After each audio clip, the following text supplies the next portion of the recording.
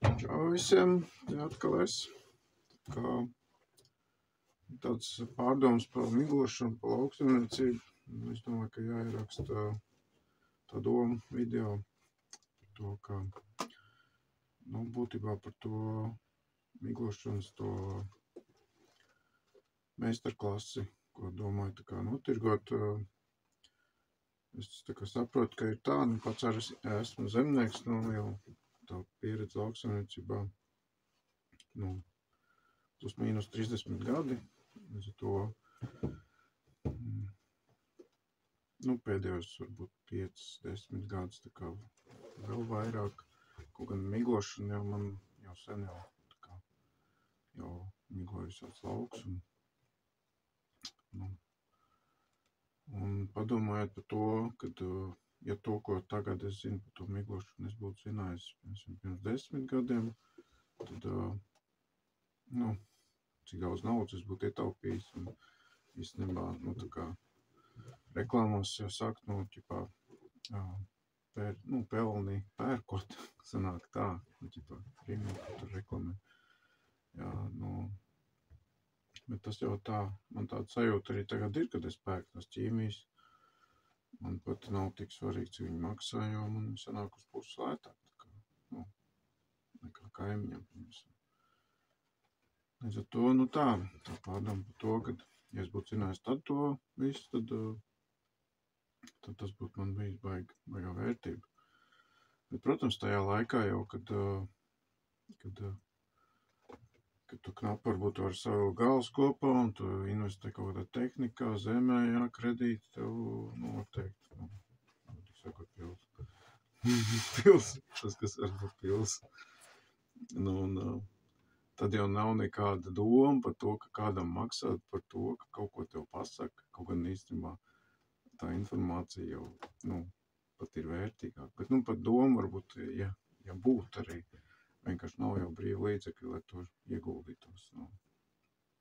Tāpat kā mums, gudri māca, ka vajag, sākt lauksniecību ar, augšņa analīzēm, tur kaļķošanu, meliorāciju, tā jau, protams, vajag, bet kurš tad no mums var to atļauties sākt? Ka tev jāiegādājas zeme, tehnika, sēklas un viss cits, kas, tā kā. Līdz ar to tā realitāte, to teorija neiet varbūt dažreiz kopā, bet, būtībā ir tāda doma, kad es esmu ar mieru tā kā uzticēties tam zemniekam par to, kad, kā to labāk pasaka, kad es, noslēdzot kaut kādu līgumu, varbūt, es tā kā dodu uz nomaksu to, uz pēcapmaksu, uz nākušā gada rudenim, lietu pa miglošanu, šis droši vien būs jācieš ārā, tas nekam nedara. Būtībā ir tā, ka to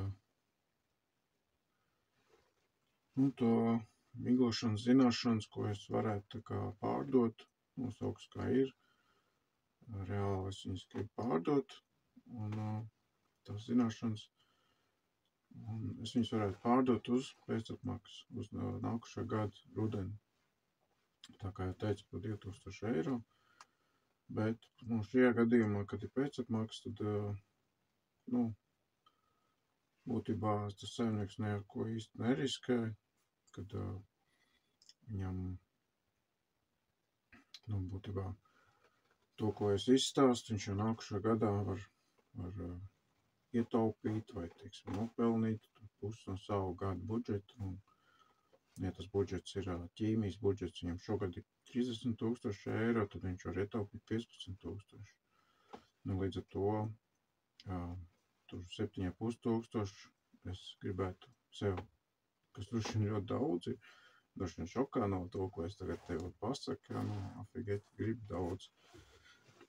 Bet, mans uzdevums ir piedāvāt, negribu, nevajag, man jau tāpat pašam ir labi. Es zinu, es pelnu, un, vienkārši, nu, tas mans piedāvājums ir tā kā būtībā šajā gadījumā es to uztveru tā, ka tam, nu, klientam, saimniekam, kurš arī droši vien, nu, ir pietiekuši gudrs, nu, būtībā jau Latvijā, man liekas, nav palikuši, nu, vāji saimnieki, ir tikai stiprākie. Ar katru gadu paliek viņi mazāk un spēcīgāk un zināšanas krājās, un droši vien jau kādam vispār nevajag to, ko es te piedāvāju. Nu, tāds, protams, cilvēks, kas jau ir, nu, pašpārliecināti par to, ka viņi miglo vislabāk, nu, nemaz nevajag man ne sazināties, ne komentēt, neko. Vienkārši miglo tālāk. Un ļoti labi. Noteikti jau ir tā, ka es arī nezinu ļoti daudz par to miglošanu. Bet, nu, es zinu tikai tik daudz, lai var 50% ietaupīt naudu. Varbūt kāds var vēl vairāk kaut ko zināt. Nu, jā, nu, saimnieki ir dažādi. Nu, un, kā jau es teicu, palikuši tikai stiprākie. Droši vien. Un uz priekšu droši vien paliks vēl tikai stiprākie. Nu, kāds varbūt izvilks ilgāk, kāds varbūt netik ilgi, bet būtībā jau, nu, uzvarēs vai izdzīvos vai pelnīs tas, kurš mācīs izaudzēt, nu, kvalitatīvu un arī tā pašā laikā lēti. Jo, kāpēc es to visu meklēju, to informāciju gan par miglošanām, gan par sēšanām, kombainiem, nu, viss, kas man ir tā kā.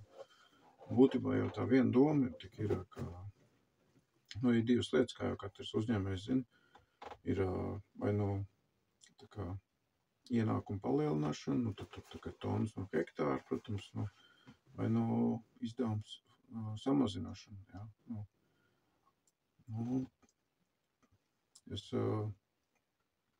nu, domāju, jāstrādā abos virzienos, protams, tas ir augsnes auglības palielināšana, nu, tas ir tā kā mans ceļš, tas caur striptilu, nu, vai no-tilu, nu, tur es redzu to augsnes auglības palielināšanu. Un otrs ir izdevuma samazināšana, tas ir, nu, tā pašā striptilā, no-tilā mazāk varbūt ir darba stundas cilvēkiem, nu, pašam arī, es pats arī strādāju uz traktoru, un man patīk to darīt, man patīk strādāt zemi. Un, nu, gan tas darbstundas, gan degviela, gan tehnikas nolietojums, viss tas rezultējās, nu, naudā. Un tāpat tam jau ir tie izdevumi, jau no minerālmēslu, ķīmijas, jā, kas ir ļoti daudz būtībā sastāv no viss. Degviela pat īstenībā ļoti maz, man liekas, ir no visu tā izdevuma budžeta, degviela nav tik daudz. Līdz ar to ķīmija ir tāda lieta, ko, nu, nu, šajos laikos jau, nu, droši vien kāds māk, bet, nu, es nemāku iztikt bez viņas, tā kā, sevišķi jau tur bezaršanā, vēl pagaidām nav iemācījies, kaut gan arī ir dažas tādas, nu, domas, ko vajadzētu mēģināt darīt. Un, nu, tā kā ķīmijas samazināšanas virziens, jo, nu,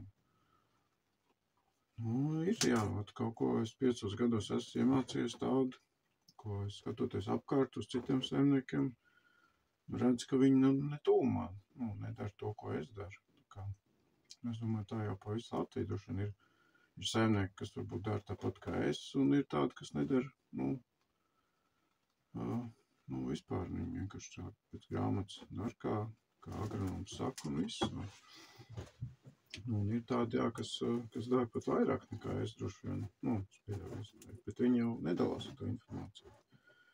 Tāpat, nu, neviens jau to nepateiks, jā, nu, kaimiņš, nu, neviens pat vislabākais kaimiņš nepateiks līdz galam, nu, es tur daru tā, un, nu, tikai tāpēc man tur izaug vairāk, vai, nu, šitā te, nu, katrs klusē ar savu noslēpumu sēž, nu, es tāpat tam sēžu, nu, tāpēc, bet, nu, es izdomāju, ka es varu pārdot, tā kā, nu, ja kādam interesē un kāds ir gatavs, nu, padalīties ar naudiņu, tā teikt, kāpēc tad nē?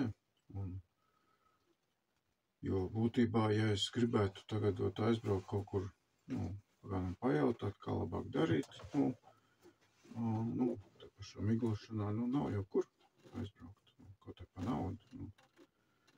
protams, jau teiks, ka ir tur, jā, saimniecības tur tāds un tāds, tur dalās, jā, nu, un informācija, nu, okei. Bet es domāju, ka viņas nedalās līdz galam tāpat tā. Tā kā tā.